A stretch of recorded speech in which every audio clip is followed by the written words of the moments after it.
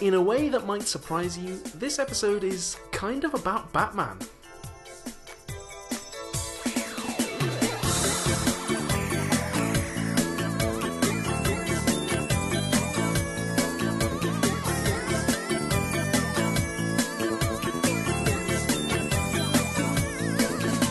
In 1714, a Dutch philosopher called Bernard de Mandeville published a poem called The Fable of the Bees. Not the bees!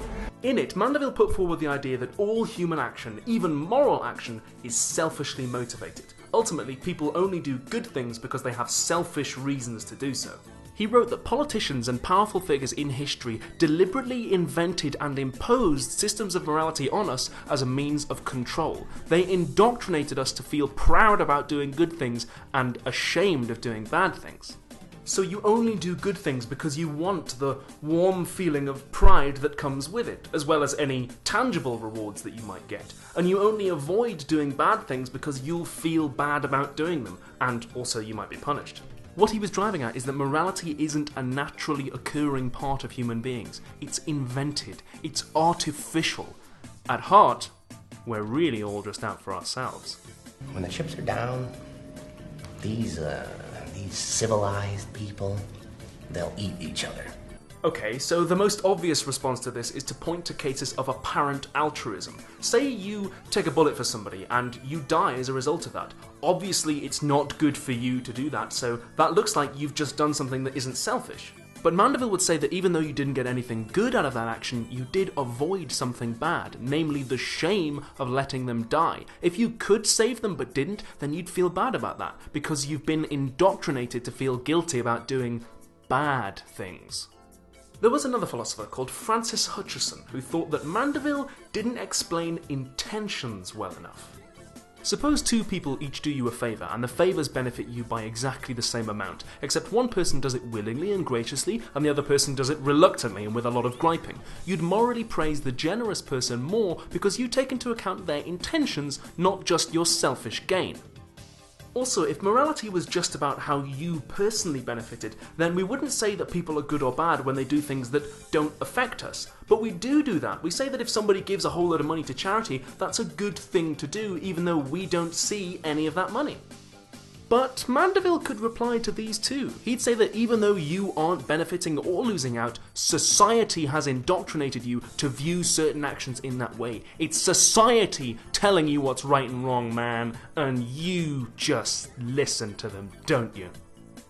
Hutcheson did point out that if morality was just about selfish gain, then we would morally blame volcanoes that destroyed people's houses, and we would praise the sun when it was a nice day. Praise the sun! And there's another problem too. Mandeville's theory seems like an empirical claim. He's saying something about the world. He's saying this is the way the world is. So where's his evidence for it? It doesn't matter what I believe. It only matters what I can prove.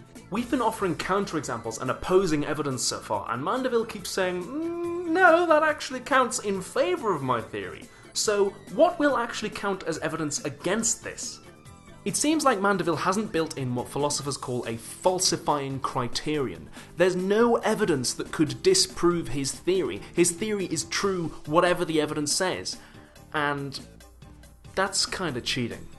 If Mandeville puts forward a theory about the way the world is, then he's got to allow some evidence to count against it. Even if that evidence never turns up, if it's in principle impossible, then the state of affairs that the theory describes will never be different from the state of affairs that we observe. So it's just like saying, the world is the way the world is.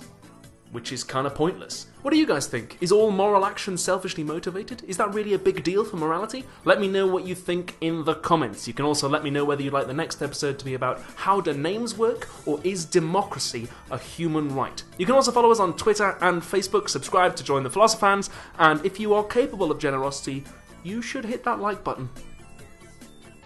There was a lot of dialogue taking place in the comments section of our last episode, so let's see what you guys had to say about morality, God, and the Euthyphro dilemma. Abhijit Borkar wondered whether morality might have an evolutionary origin in preserving the group. Quite a lot of evolutionary scientists do think that, actually, since obviously any society which doesn't have prescriptions against things like random murder won't survive to breed. So, if you like, there's a selection pressure to refrain from just randomly murdering other people. It might also explain some cases of altruism in a close-knit community where lots of people are closely related. Acting in defense of other people at your own expense might preserve your genes, even though those genes are actually in someone else's body. That's quite an interesting field.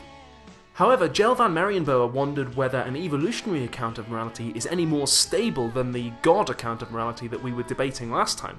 If morality comes from God, then it's going to be subject to a lot of change depending on God's whim, maybe. But if it's based on evolution, then evolution changes things over time, so maybe morality is still too flexible on that account. I do think that's a really, really interesting point. I would say that morality is more secure on the evolutionary origin model than on the God model, because if morality comes from God, then God could just change anything, whereas certain things like prescriptions against random murder are always going to be bad for the group, so evolution will always tend to weed those things out. But yeah, that's a really good point. Thanks for bringing that up.